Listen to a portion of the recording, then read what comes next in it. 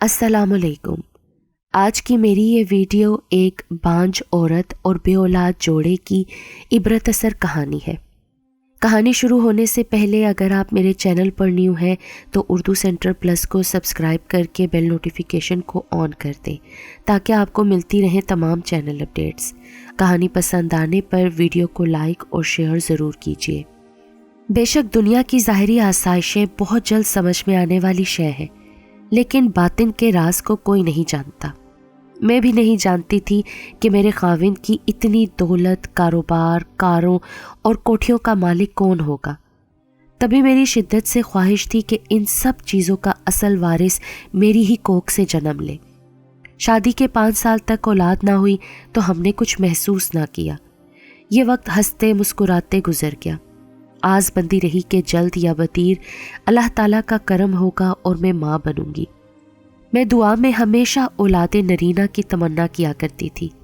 میرے خاوند کو بھی اولاد کی خواہش تھی، لیکن وہ اس خواہش کے پیچھے اس قدر دیوانے نہیں تھے، بلکہ مجھے بھی سمجھاتے رہتے تھے کہ افسردہ نہ رہا کرو، خود پر ہمہ وقت اس محرومی کو طاری نہ رکھا کرو۔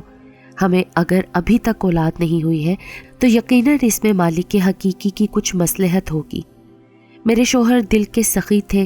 سسرال والے انہیں اکساتے تھے کہ لاکھوں کے مالک ہو، دوسری شادی کر لو، لیکن وہ یہی جواب دیتے کہ اللہ نے چاہا تو اولاد بھی اسی شریک حیات سے ہوگی۔ میں ہرگز بلقیس پر سوکن نہ لاؤں گا۔ انہوں نے میرے علاج میں کسی قسم کی کسر نہ چھوڑی۔ بڑے بڑے شہروں میں لے کر گئے، قابل سے قابل ڈاکٹر کو دکھایا، نتیجہ کچھ نہیں نکلا۔ ڈاکٹروں نے ان کو بتا دیا کہ بانجھ پن کا کوئی علاج نہیں۔ ایک لیڈی ڈاکٹر نے یہ مشورہ دیا کہ بہتر ہے کسی لاوارث بچے کو گود لے لیں تاکہ آپ کی ممتا کے جذبے کی تسکین ہو اور آپ نارمل بیہیو کریں۔ ان دنوں جب بھی میں کسی عورت کی گود میں ننھا منا بچہ دیکھتی تو دل کی عجیب حالت ہو جاتی تھی۔ جی چاہتا تھا اس عورت سے بچہ چھین لوں اور اس کو اپنی باہوں میں چھپا لوں۔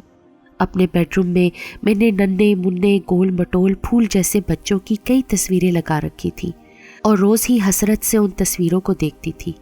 جب تک آس بندی تھی وقت کسی اور طرز سے کٹ رہا تھا، لیکن جب ڈاکٹروں نے نا امید کر دیا تو دل کی بے چینی بڑھ گئی۔ ساحر نے بہت دل جوئی کی، دن رات سمجھاتے تھے کہ غم نہ کرو، ہم اپنی دولت اور جائیداد فلاحی کاموں کے لیے وقف کر جائیں گے جو ہمارے مرنے کے بعد بھی ہمارے لیے صدقہ جاریہ کا کام کریں گے۔ لیکن میرے جی کو ان کی کوئی بات نہیں لگتی تھی۔ میں اپنے گھر اور آنگن میں ایک ہنستا کھیلتا بچہ دیکھنا چاہتی تھی، اس کی چہکاریں اور کلکاریاں سننا چاہتی تھی۔ اس غم میں بالآخر میں شدید بیمار پڑ گئی، مجھ پر افسردگی کے دورے پڑنے لگے اور ساحر کو مجھے ماہر نفسیات کے پاس لے جانا پڑا۔ انہی دنوں میری ملاقات روبی سے ہو گئی۔ وہ میری کلاس فیلو رہی تھی۔ میٹرک تک ہم نے ساتھ پڑھا تھا، پھر کچھ پتہ نہیں چلا کہ وہ کدھر گئی۔ آج اچانک اس کو کلینک پر دیکھا تو پہلی نظر میں پہچان نہ سکی۔ اس نے نرس کا لباس پہن رکھا تھا اور قدرے موٹی ہو گئی تھی۔ اس نے مجھے دیکھتے ہی پہچان لیا اور بڑی گرم جوشی سے ملی۔ جب میرا حال احوال سنا تو کہنے لگی، میری ایک واقف آیا بڑے اسپتال میں کام کرتی ہے، میں اس کے ذمہ یہ کام لگاتی ہوں کہ کوئی لاوارث بچہ ہسپتال میں جنم لے تو ہمیں اطلاع کر دے۔ دراصل ایسے بچوں کو گود لینے کے خواہش مند لوگ پہلے سے ہی اپنا نام پتہ لکھوا جاتے ہیں۔ ایسے بچے کبھی کبھار ہسپتال کے پالنے میں کوئی چھوڑ جاتا ہے، لیکن گود لینے والوں کا تانتا بن جاتا ہے۔ میرے دل میں امید کا چراغ روشن ہو گیا۔ میں نے اصرار کر کے اس سے آیا کا پتہ معلوم کیا اور اسی رات آیا کے گھر چلی گئی۔ وہ ایک ادھیڑ عمر اور خاصی چلتا پرزا عورت تھی۔ میں نے اس کو آنے کا مقصد بتایا کہ میں کافی دولت مند عورت ہوں، اگر تم نے مجھے ہسپتال سے گوہر مقصود دلا دیا تو میں تمہارا منہ نوٹوں سے بھر دوں گی۔ آیا بے حد لالچی عورت نکلی۔ میں تو سمجھ رہی تھی کہ مجھے کچھ دن انتظار کرنا پڑے گا، لیکن وہ تو رقم حاصل کرنے کی خاطر اگلے ہی دن میرے گھر کے دروازے پر آ موجود تھی۔ اس کو ڈر تھا کہ مجھے کسی دوسری جگہ سے اگر بچہ مل گیا تو یقیناً اس کا انعام مارا جائے گا۔ اس نے مجھ سے پوچھا، بیگم صاحبہ، اگر میں آپ کو اسی ہفتے بچہ لا دوں تو آپ مجھے کتنا انعام دیں گی؟ میں نے کہا، جس قدر تم مانگو گی۔ وہ حیرت زدہ ہو کر میرا منہ دیکھنے لگی، پھر چلی گئی۔ جب میں نے اپنے شوہر ساحر کو بتایا تو انہوں نے کہا بہتر تو یہی ہے کہ تم میرے یا اپنے عزیزوں میں سے کسی کا بچہ گود لے لو، لیکن میں نے اعتراض کیا۔ انہیں کہا کہ یوں تو وہ بچہ ہمارا کبھی نہیں کہلائے گا نا، میری بہن کا بچہ ہو یا تمہاری بہن یا بھائی کا، وہ جائیداد کے لالچ میں بچے کو ہمارے حوالے کر دیں گے، لیکن پھر کبھی نہ کبھی اس کے کانوں میں ضرور یہ بات ڈال دی جائے گی کہ ہم اس کے حقیقی والدین نہیں ہیں، یوں ہماری عمر بھر کی محنت رائگاں چلی جائے گی۔ ساحر کہنے لگے تو پھر ہسپتال جا کر ڈاکٹروں کی موجودگی میں بچہ دستخط کرنے کے بعد لیں گے، ویسے ہی آیا کہ تم باتوں میں مت آ جانا، ایسا نہ ہو کہ ہم کسی مشکل میں گرفتار ہو جائیں۔ شاید ساحر کی چھٹی حس ان کی رہنمائی کر رہی تھی، لیکن میں تو کسی ننھے منھے کو اپنی باہوں میں بھرنے کو بے قرار تھی، خواہ وہ کسی کا بھی لختے جگر ہو۔ مجھ کو تو بس اپنی ممتا کی پیاس بجھانی تھی، جو آیا کہ امید دلانے سے اور بھی بھڑک اٹھی تھی۔ 2 روز مشکل سے گزرے تھے کہ آیا آ گئی۔ اس نے ایک ننھا منھا بچہ اٹھا رکھا تھا۔ کہنے لگی بات سچ کہوں گی بی بی، یہ بچہ لاوارث نہیں بلکہ ایک بہت غریب عورت کی اولاد ہے جس کے پہلے بھی 6 بچے ہیں۔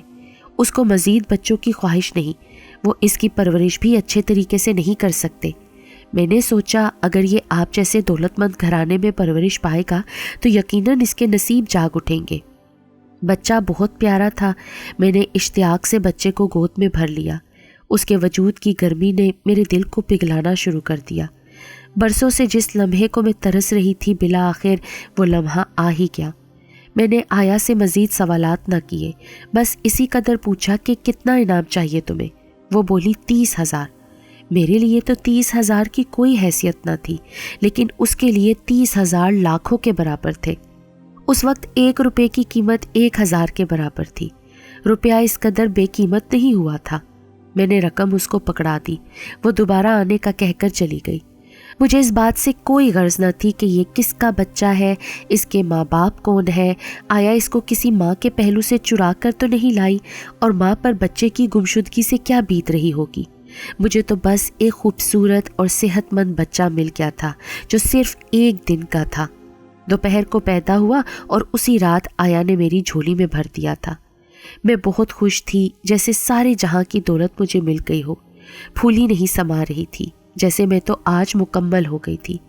میں چاہتی تھی کہ ابھی اور اسی وقت دفتر فون کر کے ساحر کو خوشخبری سنا دوں کہ ہمیں ہمارے بڑھاپے کا سہارا اور جائیداد کا وارث مل گیا ہے، لیکن ایسا نہ کر سکی کیونکہ ان کے رد عمل سے بھی ڈر رہی تھی۔ وہی ہوا جس کا ڈر تھا۔ شام کو جب وہ گھر آئے اور میں نے ان کو یہ خوشخبری سنائی تو انہوں نے بچے کو گود میں لینے کی بجائے مجھ پر سوالات کی بچھاڑ کر دی۔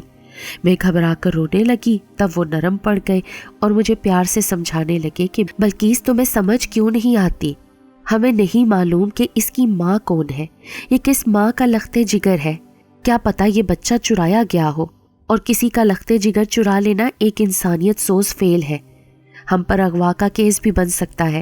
کوئی خوشی سے اپنا بچہ دے دے تو اور بات ہے، لیکن اگر یہ کسی ایسے والدین کا بچہ ہے جن کی لا علمی میں اٹھا کر لے آیا گیا ہے تو یہ اذیت والی بات ہے۔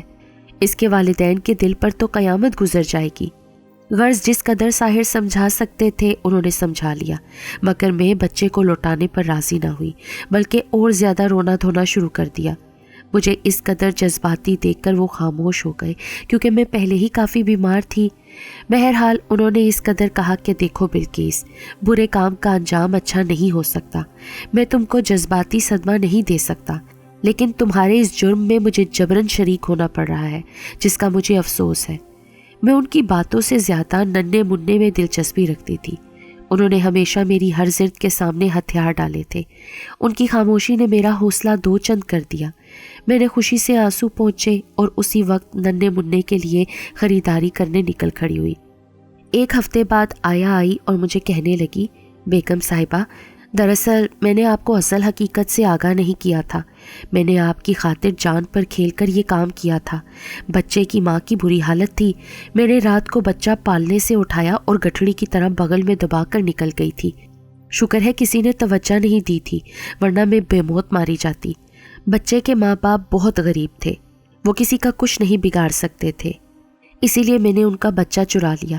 صبح 4 بجے انہیں پتہ چلا کہ بچہ پالنے میں نہیں ہے۔ بیگم صاحبہ وہ ابھی تک ہسپتال کے چکر ہی لگا رہے ہیں۔ ساحر کی چھٹی حص صحیح تھی، جیسا کہ انہوں نے کہا تھا بالکل ویسا ہی ہوا۔ یہ بچہ آیا نے چرایا تھا، ورنہ اتنی جلدی کسی نامولود بچے کا انتظام کرنا بہت مشکل کام تھا۔ میں نے آیا کو آنے جانے کا خرچہ دیا اور کہا کہ بس اب یہاں تم کافی دنوں تک مت آنا، کہیں ایسا نہ ہو پولیس تمہاری نگرانی کر رہی ہو اور کسی کو شک ہو جائے۔ میں نے اپنے ملازمین سے بھی یہی کہا تھا کہ یہ بچہ میری بھانجی کا ہے، وہ بیمار ہے اس لیے مجھے دیا ہے۔ کچھ دن تک میں ڈری سہمی رہی، پاس پڑوس والوں کو بھی مشکوک نہ ہونے دیا۔ پھر جلد ہی میں نے اس بچے کی خاطر رہائش تبدیل کر لی اور ہم شہر سے نسبتاً دور نئی کوٹھی میں آ گئے۔ قدرت کے اس حسین تحفے کا نام میں نے مراد رکھا تھا۔ اس کی پرورش میں نے بہت ناز و نام سے کی، حقیقی ماں کا پیار دیا اور ساحر نے تو حد ہی کر دی۔ وہ مرد تھے لیکن انہوں نے مجھ سے بھی زیادہ مراد کو چاہا، حتیٰ کہ جب وہ چھوٹا تھا تبھی ہم نے اپنی زندگی میں سب کچھ اس کے نام کر دیا تھا تاکہ کوئی بھی رشتہ دار ہمارے بعد جائیداد کی خاطر اس سے نہ الجھے۔ کہتے ہیں جن بچوں کو ماں باپ کا پیار ملے وہ سنور جاتے ہیں۔ ہم نے اسی مقولے پر عمل کیا، لیکن ہماری فکر غلط ثابت ہوئی۔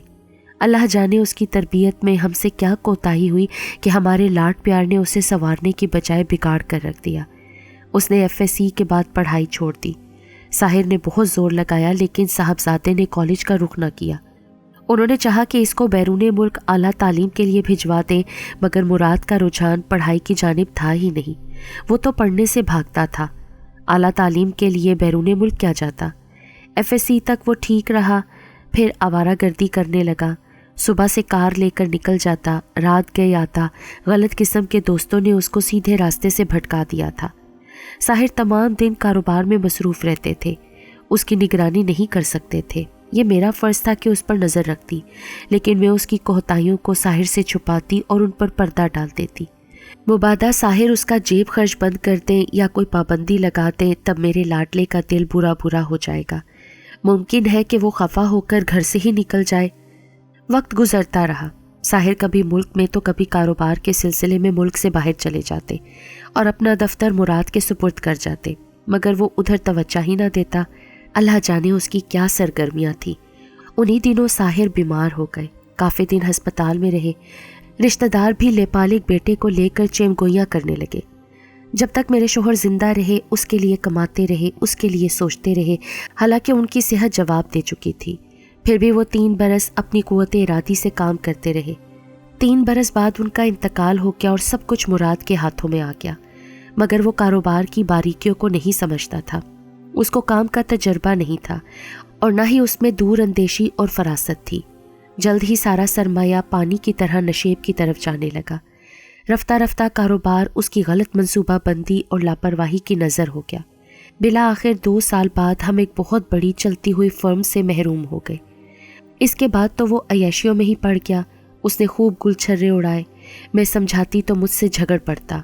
ہمارے کچھ قریبی رشتہ داروں نے اس کے کان بھرے کہ وہ ہمارا حقیقی بیٹا نہیں ہے بلکہ لیپالک ہے۔ شاید وہ اس بات کا انتقام لینے پر تلا تھا۔ اس نے دن رات بازار حسن کے چکر لگانے شروع کر دیے اور بالآخر وہیں کا ہو گیا۔ ہمہ وقت نشے میں دھت رہنے لگا۔ مجھ کو پرانے ملازم آ کر بتاتے، میں روتی دھوتی دعائیں کرتی کہ اللہ اس کو عقل دے اور اس کو راہ راست پر لے آ، مگر اس کو عقل نہیں آئی۔ میرے شوہر کی برسوں کی محنت سے کمائی ہوئی دولت اس نے 4 دن میں اڑا کر خود کو اور مجھے کنگال کر دیا۔ دولت کی تو اپنی شان ہوتی ہے، یہ ہو تو طمانیت رہتی ہے کہ انسان کو کسی کے آگے ہاتھ نہیں پھیلانا پڑتا، کسی کی محتاجی نہیں رہتی۔ لیکن دولت جانے کے غم سے زیادہ مجھے تکلیف مراد کی بے حسی، بے راہ روی اور آخر میں نشے کی عادت تھی، جس نے میرا روحانی اور قلبی سکون بھی لوٹ لیا۔ ہم کوڑی کوڑی کو محتاج ہو گئے اور میں رشتہ داروں کے سامنے ہاتھ پھیلانے پر مجبور ہو گئی۔ مراد کی تکلیف مجھ سے دیکھی نہیں جاتی تھی جب وہ نشے کی خاطر ماہی بے آب کی طرح تڑپتا تھا۔ نشہ ایسی ہی بلا ہے جو جوانی کی رعنائیوں کو نگل جاتا ہے۔ مراد بھی بہت جلد اپنے انجام کو پہنچ گیا اور ایک روز نشے کی اوور ڈوز کی وجہ سے وہ ایک ویران اور گندی گلی میں دم توڑ گیا۔ اس کے مرنے کا صدمہ میں نے کیسے سہا یہ میں ہی جانتی ہوں۔ میں نے اس کو 1 دن کا پالا تھا، اس آس پر کسی ماں کا لخت جگر چھینا تھا کہ ہماری دولت اور جائیداد کا وارث ہوگا، لیکن شاید ہمارے نصیب میں اولاد کی خوشی نہ تھی، بلکہ اولاد کے روپ میں تباہی لکھی تھی جو آ کر ہی رہی۔ اولاد ماں باپ کے بڑھاپے کا سہارا ہوتی ہے۔ آج جب کہ بڑھاپا دو دھاری تلوار کی طرح مجھ پر جھک آیا ہے، میں بے سہارا اور بے آسرا ہوں۔ نہ خاوند رہا، نہ جائیداد اور نہ ہی بیٹا۔ جس کی خاطر میں نے اتنے دکھ سہے، وہ خوشی بھی مجھ سے چھن گئی۔ آج میں اس نتیجے پر پہنچتی ہوں کہ ضروری نہیں اولاد بڑھاپے میں کام آئے اور جائیداد کی وارث ہو۔ کبھی کبھی اولاد بڑھاپے میں ایسے ساتھ چھوڑ جاتی ہے جیسے برے وقت میں اپنا سایہ بھی انسان سے جدا ہو جاتا ہے۔ آج دولت یاد نہیں آتی، لیکن سکھ بھرے دن ضرور یاد آتے ہیں کہ بڑھاپے میں دال روٹی کی محتاجی ایک عذاب ہے۔ لیکن اس سے زیادہ دکھ اس بات کا ہے کہ مراد بھی میرے پاس نہیں ہے۔ قدرت انسان کو اس کے اعمال کی سزا دیتی ہے۔ میرے نصیب میں اولاد تھی ہی نہیں، کیونکہ قدرت جانتی تھی کہ اگر میرے ہاں اولاد ہوئی تو وہ میری اور میرے شوہر کی بربادی کا باعث بنے گی۔ لیکن انسان اللہ کی مصلحتوں کو نہیں جانتا، وہ اس کی رضا میں راضی نہیں ہوتا۔ اگر میں اپنے بانجپن اور بے اولادی کو اس وقت تقدیر کا لکھا مان لیتی، اپنے نصیب پر شاکر رہتی، تو شاید آج میرا بڑھاپا اور میری زندگی سکھ چین سے بیتتی۔ لیکن میں نے کسی کا لختے جگر جدا کر کے اپنی گود بھری تھی، اس لیے یہ خوشی مجھے راس نہیں آئی۔